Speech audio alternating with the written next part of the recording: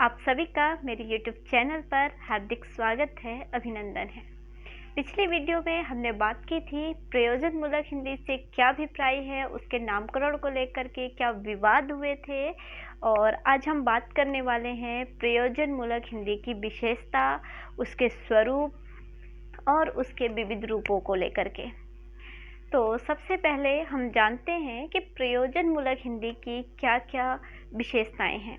तो प्रयोजनमूलक हिंदी की सबसे पहली विशेषता है कि यह प्रयोजनमूलक हिंदी की पहली विशेषता प्रयोजन परकता है। यानी कि प्रयोजनमूलक हिंदी जो है वो एक उद्देश्य परक हिंदी है। हिंदी का ऐसा रूप है जिसके कि बहुत सारे उद्देश्य हैं, बहुत सारे प्रयोजन हैं। ऐसी अनेक भाषाएं हैं जो कि केवल बोलचाल और साहित्य तक सीमित हैं, लेकिन जो प्रयोजनमूलक हिंदी है ये एक साथ इसका जो प्रयोग है वो विविध क्षेत्रों में हो रहा है। भारत में जो प्रयोजनमूलक हिंदी है वो एक साथ राजकाज की भाषा भी है, राज्य भाषा है, कार्यालयों में प्रयोग की जाने वाली भाषा है, व्यापारिक क्षेत्रों में प्रयोग की जाने वाली भाषा है, कृषि, वाणिज्य, प्रौद्योगिकी, तकनीक, शिक्षा, साहित्य क्षेत्र तो आदि बहुत सारे क्षेत्रों में प्रयोग होने वाली भाषा है। इसके बहुत सारे प्रयोजन हैं और इसीलिए कहा गया है कि इस भाषा की पहली जो विशेषता है वो इसकी प्रयोजन परकता है। इस भाषा की दूसरी विशेषता है वैज्ञानिकता। वैज्ञानिकता से हमारा अभिप्राय है कि जो वैज्ञानिक जो सोच है या वैज्ञानिक जिस भी चीज़ को हम वैज्ञानिक कहते हैं वो क्या होती है, वो तटस्थ होती है, तर्क पर आधारित होती है, उसमें स्पष्टता होती है, तो उसी को ही हम वैज्ञानिक कहते हैं। तो जो प्रयोजनमूलक हिंदी है, इस हिंदी में भी हिंदी में भी तटस्थता है। इस हिंदी में तर्क की ये भाषा है, इसमें प्रयोगशीलता है, इसीलिए ये क्या है, एक विज्ञान पर आधारित भाषा है। और वर्तमान में वही भाषा जो है अपना अस्तित्व बनाए रख सकती है जो कि इंटरनेट की भाषा है, जो कंप्यूटर की भाषा है, जो औद्योगिक की भाषा है, जो वैज्ञानिक भाषा है। वही भाषा जो है विश्व स्तर पर अपना अस्तित्व कायम रख सकती है। तो प्रयोजनमूलक हिंदी की जो दूसरी विशेषता है वो इसकी वैज्ञानिकता है। अब प्रयोजनमूलक हिंदी की जो तीसरी विशेषता है वो है सामाजिक भाषा। तो प्रयोजनमूलक हिंदी जो है वो एक सामाजिक भाषा है, क्योंकि भाषा और समाज का आपस में गहरा संबंध होता है। सामाजिक गतिविधियां जो है वो भाषा के माध्यम से ही संचालित होती हैं, और जो प्रयोजनमूलक हिंदी भाषा है उस भाषा को समाज का हर वर्ग बोलने वाला है। यानी कि एक बिना पढ़ा लिखा व्यक्ति भी प्रयोजनमूलक हिंदी का प्रयोग करता है, और एक पढ़ा लिखा उच्च से उच्च शिक्षित वर्ग का व्यक्ति भी प्रयोजनमूलक हिंदी को बोलता समझता है। जो फड़ में काम करने वाले लोग हैं, दुकान लगाने वाले हैं, जितने भी जो व्यापारी हैं, सब्जी मंडियों में सब्जी बेचने वाले हैं, मजदूर हैं, सभी प्रयोजनमूलक हिंदी को बोलते समझते हैं। और बड़े बड़े उद्योगों के मालिकों से लेकर कंपनियों के मालिक से लेकर वो भी ये प्रयोजनमूलक हिंदी को समझते और बोलते हैं। तो इसलिए समाज के हर वर्ग का व्यक्ति प्रयोजनमूलक हिंदी का प्रयोग करता है। प्रयोजनमूलक हिंदी की चौथी जो विशेषता है वह है इसकी भाषिक वैशिष्ट्य।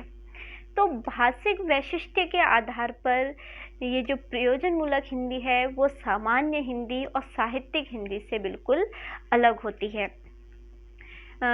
इसकी जो शब्द शक्ति है वो शब्द ग्रहण करने की जो प्रयोजनमूलक हिंदी की जो शब्द ग्रहण करने की शक्ति है वो अन्य से बहुत अधिक है। प्रयोजनमूलक हिंदी नए नए शब्दों का ग्रहण करती है, नए नए शब्दों का सृजन करती है, और इसमें तकनीकी और पारिभाषिक शब्दावलियों का लगातार प्रयोग होता रहा है।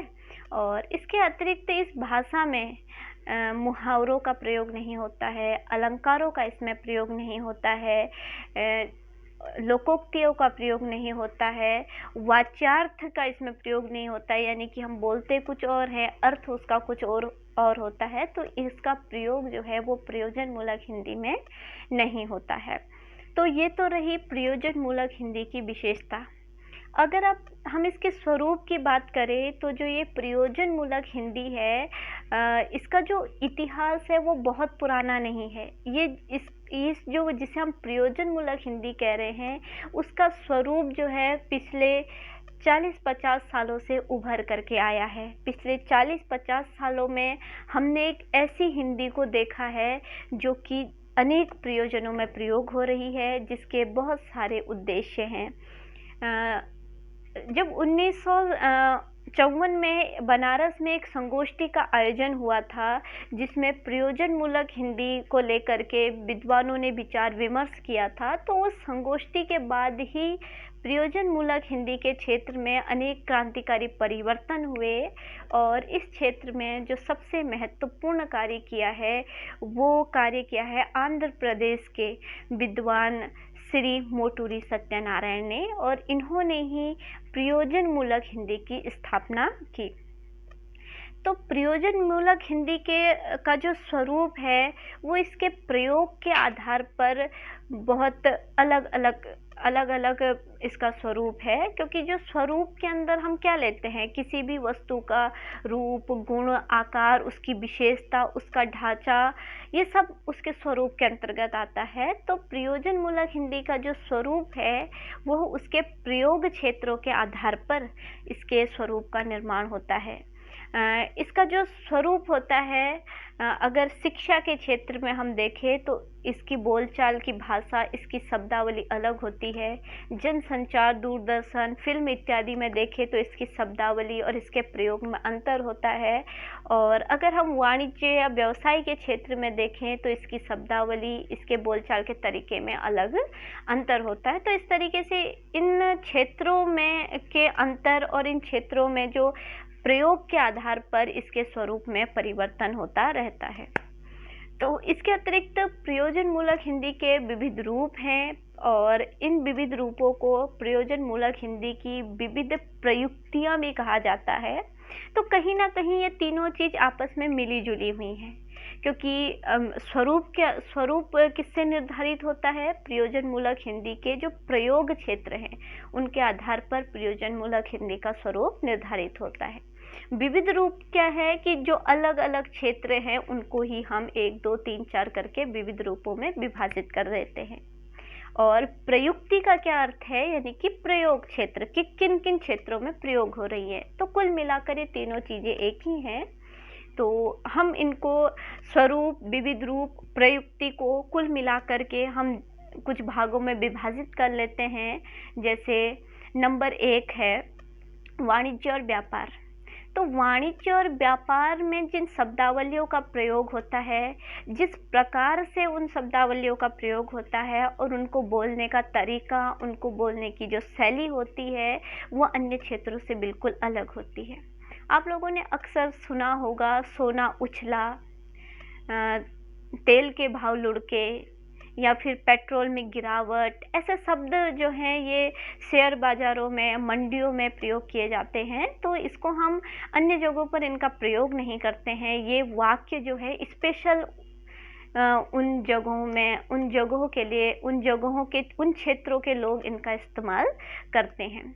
वैसे ही जब हम कृषि के क्षेत्र में देखते हैं तो भारत का अधिकांश क्षेत्र जो है वो कृषि पर आधारित है, और जो कृषि से संबंधित जो लोग हैं या फिर जो विषय विशेषज्ञ हैं या फिर कृषि के विषय से लेकर के जो शिक्षा इत्यादि ग्रहण कर रहे हैं, तो उसमें जो कृषि की जो शब्दावली है वो शब्दावली भी अन्य क्षेत्रों से बिल्कुल अलग होती है, उनको प्रयोग करने का तरीका अलग होता है।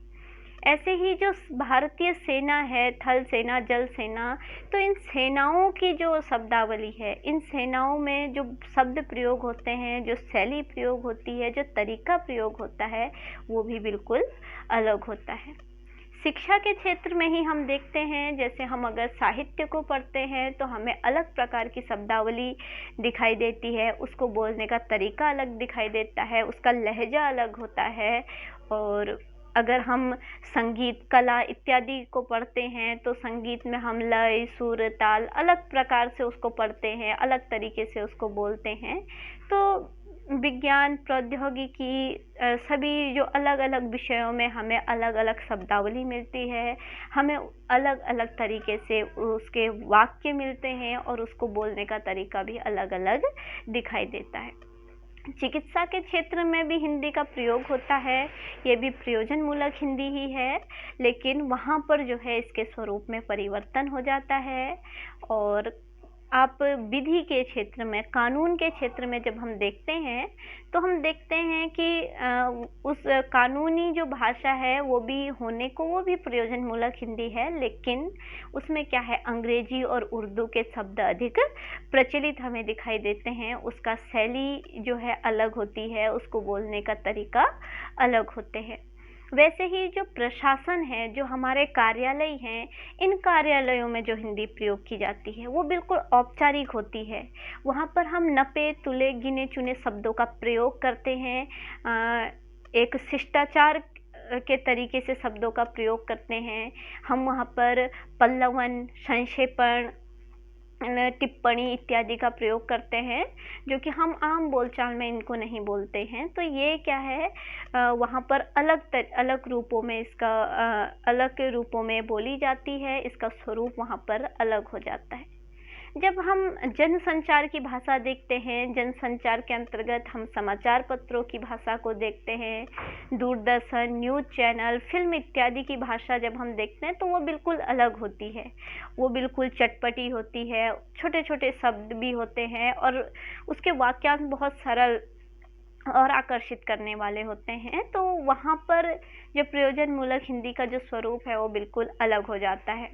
ऐसे ही जब हम बैंकिंग के क्षेत्र में देखते हैं, जब आप बैंक इत्यादि में जाते हो तो वहाँ पर अलग तरीके की शब्दावली का प्रयोग होता है, खाता, रोकड़ आदि।